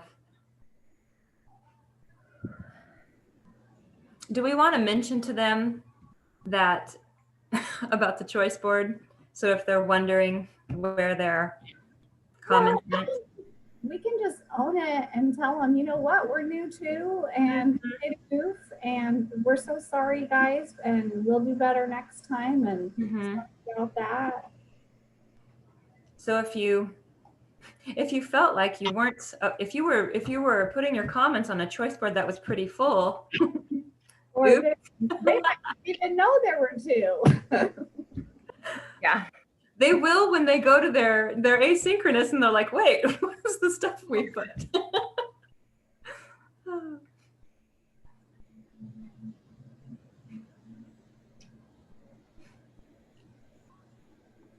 All right, it looks like we're all back. One thing we need to confess, if you clicked on the choice board to get to Padlet, you might have noticed that it was a choice board that was really full. That's because it was the board from our previous training. So, oops, but it's okay. You don't need to worry.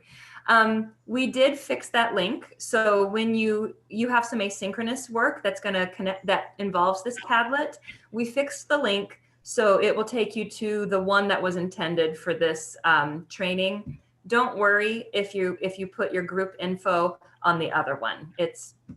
It was just our mistake. Okay, so we're interested to hear what you think, and people looked at a variety of the choices.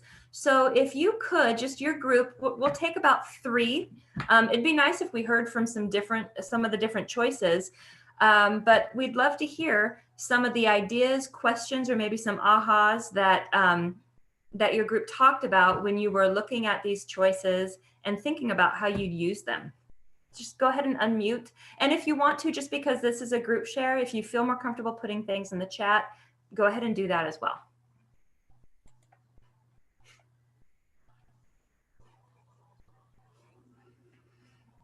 What was something that you thought would be particularly useful? What are some things that you still have questions about? So I got an idea from, I think I went on the wrong Padlet that already had stuff on it from last time, but I was like, oh, I really like that idea. Of doing, like the one gal said that she had done like a pictorial input chart and then like did a video of her doing that, and then the kids, when they came back to school, they were able to review it. And I like that idea because I have a hard time asking parents, because I'm in kinder, to do to say like, okay, now get on this website and do this, or okay, now we're going to go to Padlet, or we're going to go to this, we're going to go to that, because I feel like sometimes it's because the kids can't do it independently that I'm asking a lot of parents. So I like the idea of using the GLAD strategies so they can, the kids are more watching with me what I'm doing, and then they could even do like a verbal response on Seesaw or something like that. Great idea. I'm glad that old Padlet was a good thing. We did it on purpose. Trisha, you had said you had something to share.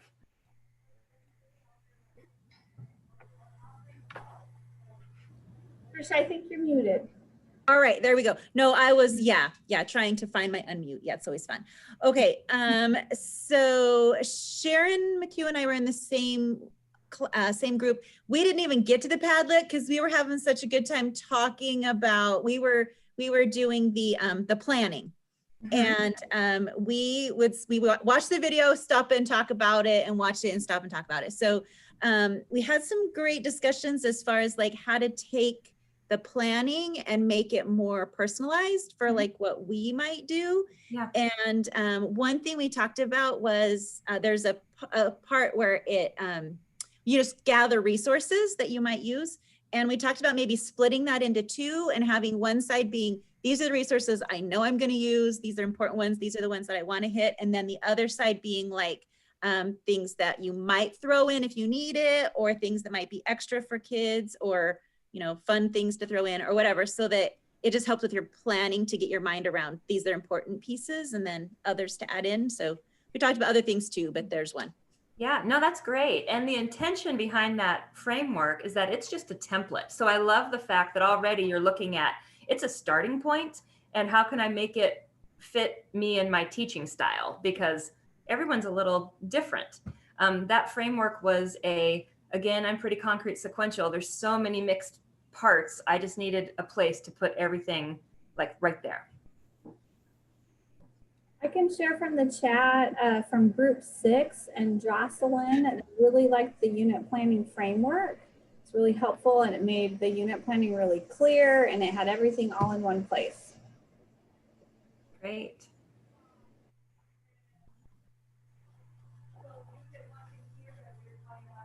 Okay. If you have something else, like a different take on things or some ideas, you can still put them in the chat. But because it is 11:45 and we have some other things we need to talk about, we're going to move on. Part of your asynchronous, post-asynchronous work is going to be going back to that choice board. And we really recommend you looking at the different options, even look at all three at some point, because the hope is that it'll support you during this time of instruction. All right. Okay, so we're trying to put everything together. It's hard to cover everything in an hour and a half training. There's so much to still talk about. But our time's limited, and we value your time and the fact that you gave up 2 hours to do this. So this graphic is a way to really look at the flipped classroom model and the idea of viewing instruction and learning as a learning loop. And it's based on Bloom's. So on this graphic, you're going to see Bloom's hierarchy, and you're also going to see different phases, synchronous and also the asynchronous. And remember, our synchronous is when we're face-to-face, and our asynchronous is what the students are doing at home. Pay attention to the different text on the bottom, because they don't all say the same thing. And so the question that I have is, how does this graphic connect to flipped classroom and a hybrid remote learning schedule? Because you can, like we said, you can use flipped classroom, hybrid remote, or back to traditional school. So put your ideas in the chat. What are some things that you notice or connections that you're making?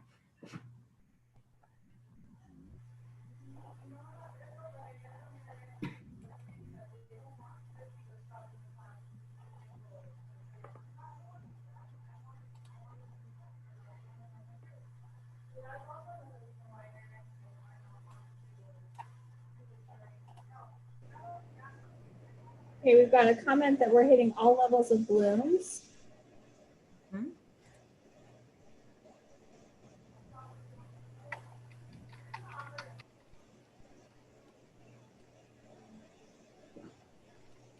Higher levels of Bloom's are done in class, lower level are asynchronous. Great. Each portion builds towards the next. In face-to-face, we can see where kids need support and we can address it. Mm-hmm. There's an opportunity to be more creative, getting higher up on Bloom's. It helps organize lesson planning and activities. Asynchronous time can be both high and low level. You can begin and end a unit with asynchronous time.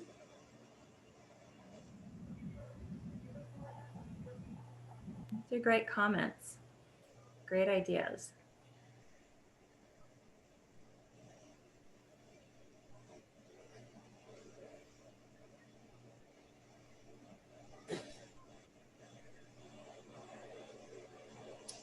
We've got some more still coming in about pacing. It might take longer to close the loop just with our hybrid schedule, so timing and planning.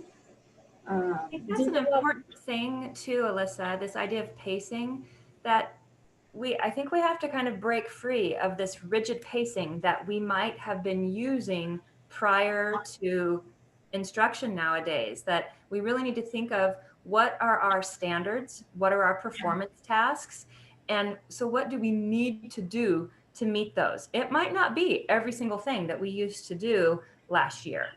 So pacing is huge. Getting into deeper level thinking in the classroom.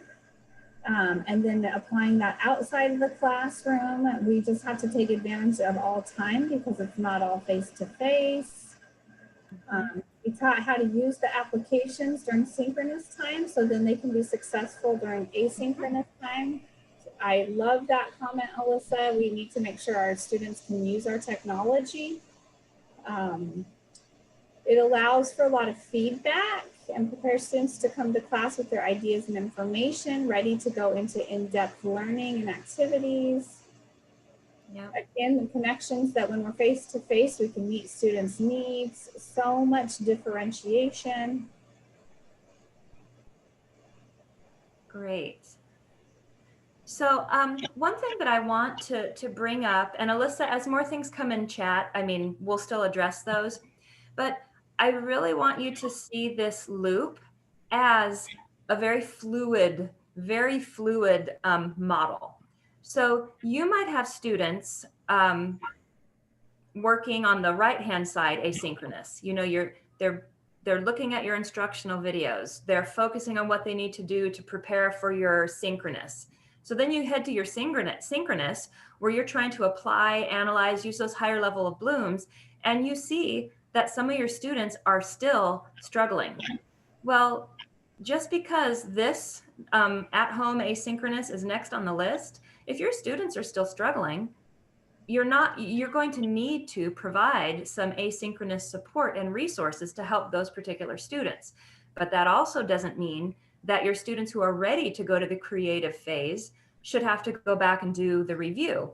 So one thing, in Google Classroom, you can assign certain things to certain students. So use that feature to be able to, hey, this kiddo still is not, I can see they're struggling. So I'm going to give some other asynchronous support to just them. So you can have the loop be between the at-home asynchronous on the far right to the synchronous below. Kids need to work in that loop for a while other students are ready to move on to the creative and work on that bigger loop.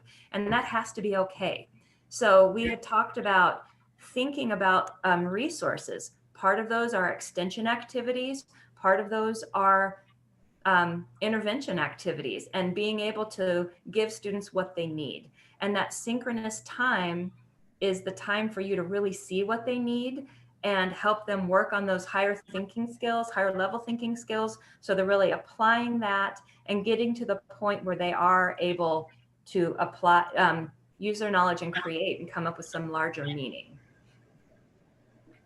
And I think, Laurie, when we talk about that, grading always comes up, like, but how, if I have some kids stuck in this loop and some kids are moving on, I think we have to give ourselves the flexibility and the permission to exempt some students from some assignments that they may not need. If we're assigning not extra, but like intervention activities over here, and these kiddos are on their way to do something else, then you can put an exempt in there, or, kind of just give yourself permission to not have everybody's grading look exactly the same, because that's exactly what differentiation is. Right. That's a great point. I think Sharon raised her hand. It showed up, and I'm not sure if you have a question. It could just be me. No, I actually do. Looking at this, I got really excited at the beginning because I'm like, oh, this is some great information to wrap my brain around. However, with our AABB schedule, we are AA face-to-face 2 days straight, and then we don't see them again for a week to do it again. And so that just put a whole big kink in my thinking here, because we're going to have face-to-face and then face-to-face the next day, and then the asynchronous. So actually we're going to be, so maybe the labels are going to have to switch a little bit for us because we're AABB. Am I making sense? Yeah, you are. But one thing I just to think about or consider, your synchronous is your time to really maximize your work with students. And so you're going to be loading things asynchronously, right? And kids are going to be looking, and maybe you even prioritize, like, guys, we're going to be, you know, these are the two things that I really want you, make sure if you're going to choose any, do these two asynchronous things. And that's what your focus is on for your first day with them. And then your synchronous time is what you're going to be working with them on to apply. So you can load up the asynchronous time, not to overwhelm, but someone had mentioned that idea of curating resources. And so they have an opportunity, and they've got 3 days to look and explore. And asynchronous, you can be giving them some other work to do.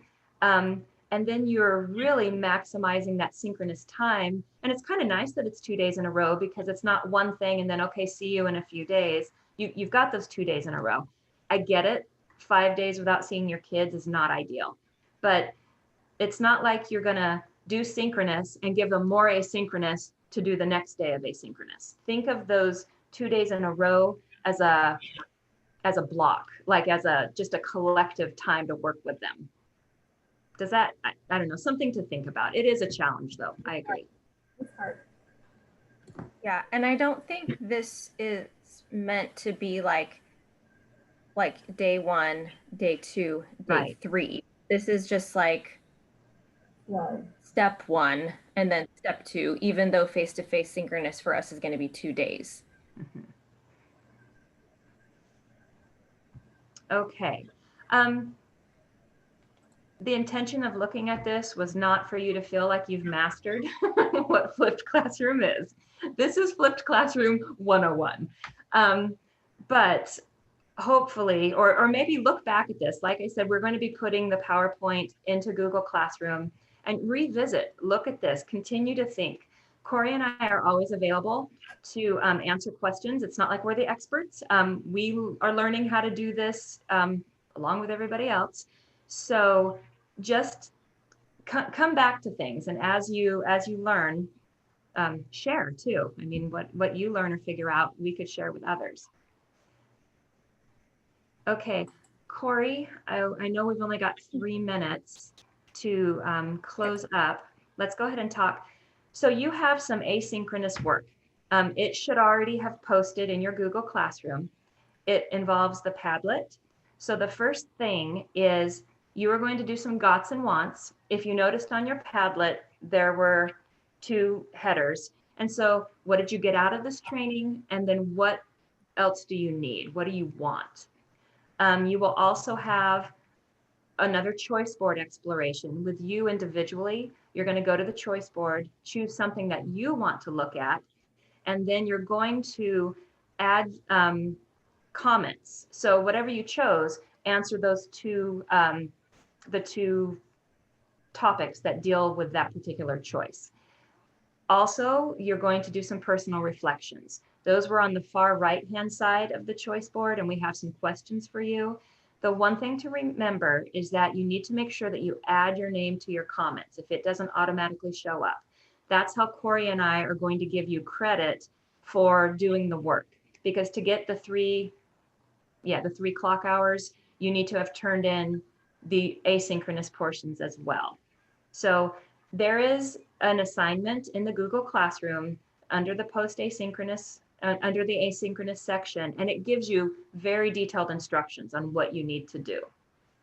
But we went over a little with talking, and I think that was just as important as you getting an assignment. Any questions in general on this? And of course, email us if you have questions about the assignment. This is due, the deadline is Sunday, October 25th, anytime. Okay. And then let's see. All right, so the last thing we need you to do, and this is for verification that you were here, is there is a link on this slide. You can also take a picture of the screen, the QR code, and this takes you to a form that we need you to fill out. This helps us with 2 things. It helps us keep track of attendance, but it also provides data that federal programs needs. So if you would, before you go off to do a whole bunch of other things, fill out this form and Yeah, and that's the last thing we need you to do before you carry on with the other important things you've got going on today. And Corie, I have to jet out to my other meeting that started 2 minutes ago. So everybody, I enjoyed working with you. I'm really excited that you are exploring this flipped classroom. Hope to hear great things about how it's working for you or questions that you might have. I will see you later. Thanks, Laurie. Yeah, bye-bye. Bye. Yep, and so then when you are all done filling out this form for us, then you are free to go. And like Laurie said, the asynchronous work is due Sunday anytime. And then once we've gone through and marked everybody's work, we will turn all that in for your clock hours.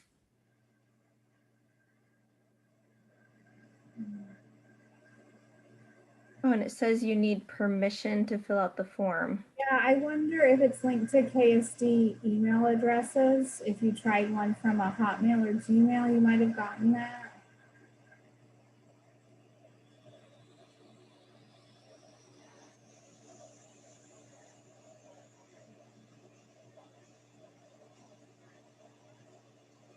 Yeah, it might work better if it's saying that you need permission to use the link that Alyssa put in the chat. Just copy that and paste it in your browser. Okay, I changed the restrictions. So it should take email addresses that aren't KSD now. Okay.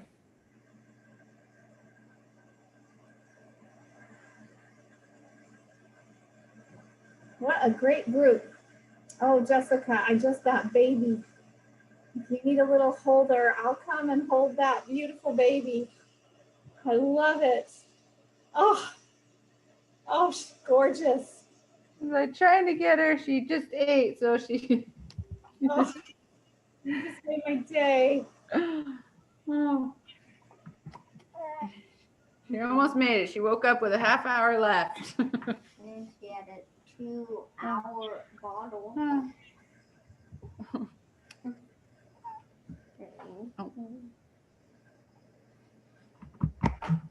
Okay.